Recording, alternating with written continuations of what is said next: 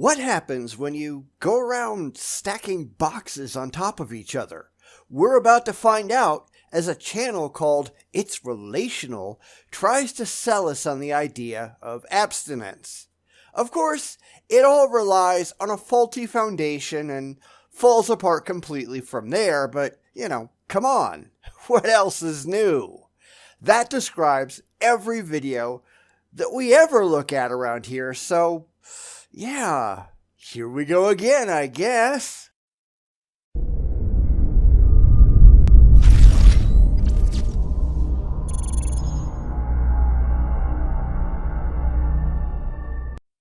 A while back, I was watching a review by Cynical Reviews on YouTube about terrible moralizing movies, often on Lifetime and often on Netflix too. It was painfully bad. I mean, the movie, not the review. I highly recommend you go watch his entire series of reviews on the subject, but it made me start thinking about religion and their pushing of abstinence-only education and all that kind of stuff. So, hey, something I haven't really addressed on the channel. Bonus! So let's go and look at some box stacking and grand moralizing and find out why of this is absolutely silly if you don't already fall for the religious stupidity. And honestly, it's dumb even if you do. Why not learn to love Jesus first? Just love him. Put him first. Because there's no evidence that Jesus ever existed, at least not the magical man-god described in the Bible. So why would you love something that you can't even prove is real? That's an honest question, and one that deserves a serious answer before we keep going forward. Because that's the building block that everything else in this video is going to get stacked on. Literally. And if you can't get that one right, then everything else in your irrational house of cards falls apart immediately. So start at the beginning and justify your beliefs rationally, whether they be a Jesus or a God or an Allah or Krishna or whatever else it happens to be. It's only after you've got that out of the way, and we can all agree that it makes any kind of logical sense, that you get to continue. But of course, that's not going to happen, is it? It's just a natural consequence of preaching to the choir. We always told our girls, run the race for Jesus. Run the race for your imaginary friend. Why not run the race for Cthulhu? At least then you'll have something worth running away from. It might even make you faster. Of course, you're still talking about this Jesus character as though it makes any rational sense to believe in him, which simply isn't the case. But then again, this isn't about rationality, is it? It's about emotions. When you're not concerned with the facts and only with your feelings, you can convince the religiously gullible to do whatever you want them to do by appealing to their faith and not have to worry about having to prove anything is true first. That's how scams of all kinds operate. It's kind of interesting how that correlates, right? And then start looking to the left and right to see if there's a boy who's running for Jesus too. He's just as delusional as you are, because ultimately, that's what all of this is. It's just tribal dynamics. Find someone else who thinks like you do, even if you have no reason to think that way. Find someone who believes what you do, even though your beliefs are founded on nothing rational. Grab the next guy over because he has the one thing in common with you that you're really supposed to care about, even if there's nothing else that you share. It's all about this delusional belief in Jesus, and nothing else matters. You're going to have to become chattel to this guy anyhow, because that's what the Bible teaches, so just get someone who can lead you around by the nose and poke you with just the right cattle prod. Who cares about anything else? Don't look way back and drag some guy along. Look for somebody who's got a heart for Jesus. Wow, look at how he worships. He's got a heart of worship. Man, when he speaks up at youth group, he's got a testimony from God's word. He's in the word. And then, wow, I see him. I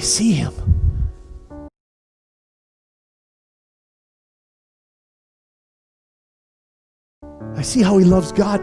Now, I think I'd like to get to know him. I'd like to get to know him better. Except intellect has nothing at all to do with your decision. Go ahead and scratch that right out. All of your thought processes, if you can even call them that, come from the Bible and your beliefs, and let's be honest, your father who has drummed them into your head since before you had the capacity to question them intellectually. It only matters that one checkbox gets ticked. That guy could be a complete creep, but so long as he loves Jesus in just the right way, well, he's got to be the one. And you notice how many Christian marriages end up in divorce, right? Because they tend to get divorced at an alarming rate. Kind of funny how that happens, isn't it? He seems like a great guy. And then you decide, well, let's hang out a little bit more. Let's hang out. But we're not just going to hang out online. We're going to hang out through texting.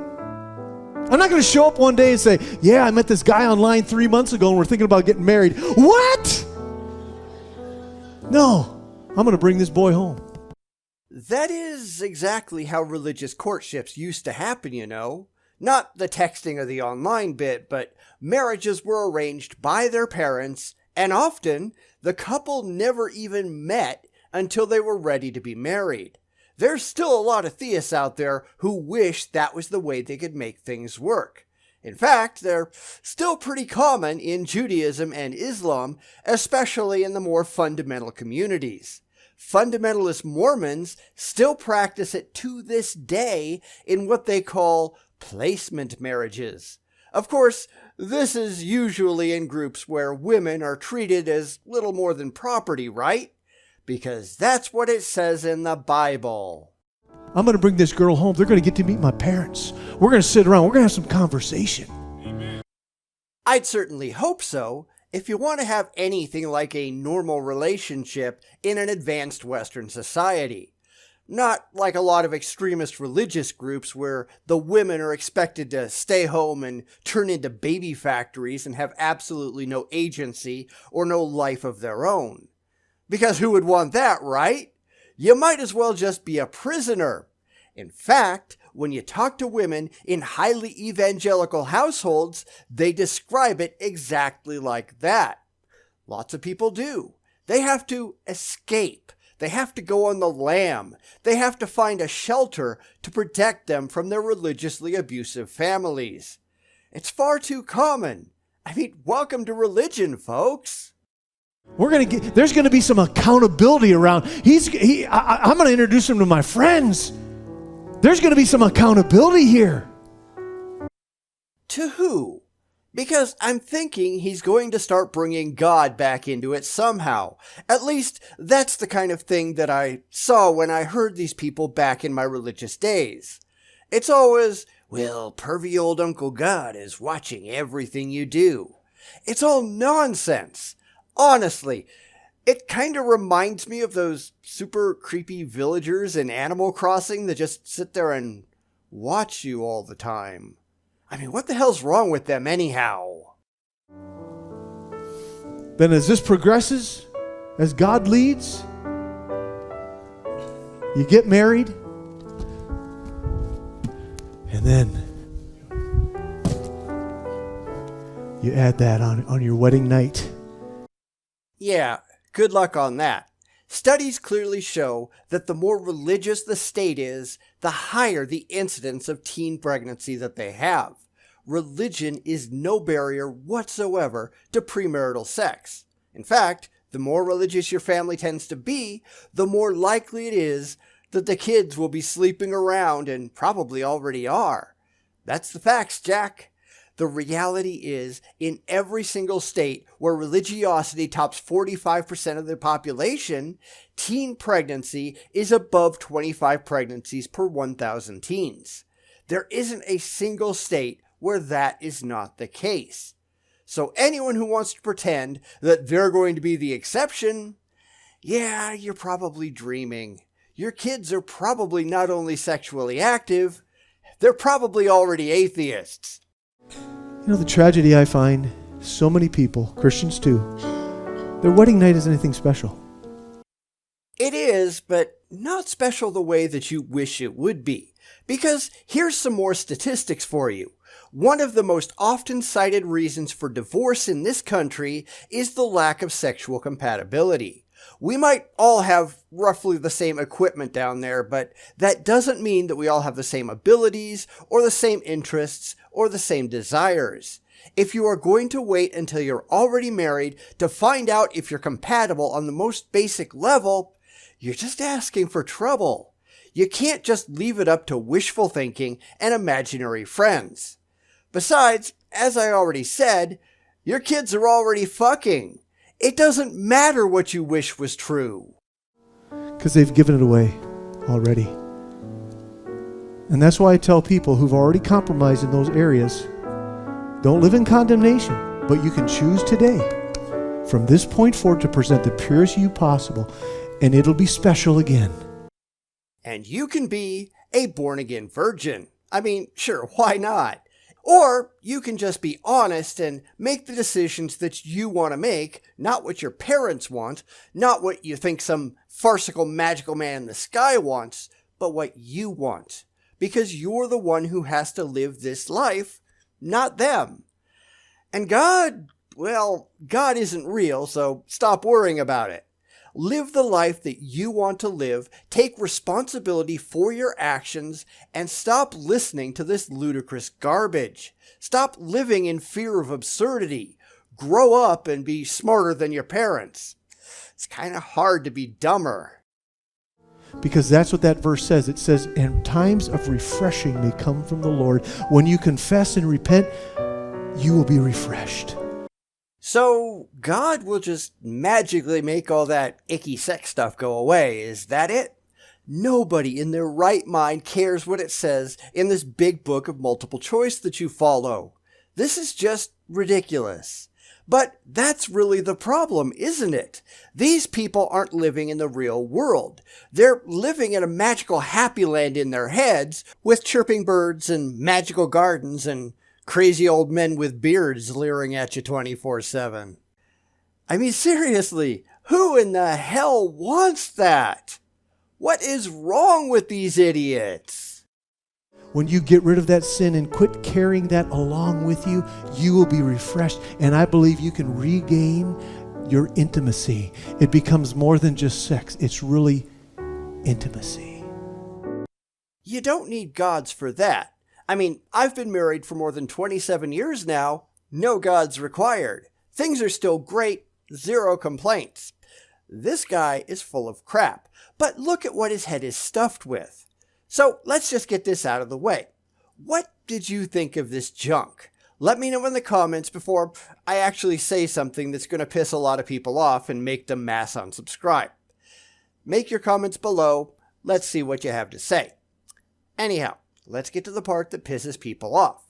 I am a conservative. Granted, I'm a secular conservative, meaning I reject all conservative ideas based solely on religion or other emotional grounds, so the idea of abstinence for the sake of magical men in the sky, well, that's right out. I'm all about reality, and the reality is you're not going to stop kids from wanting to have sex. It's not always a good idea, granted, but hormones often work faster than common sense. So kids are going to have sex whether we like it or not. Not all of them, of course, and certainly we ought to give them intelligent, well-evidenced reasons to make good decisions. But again, kids aren't always that bright.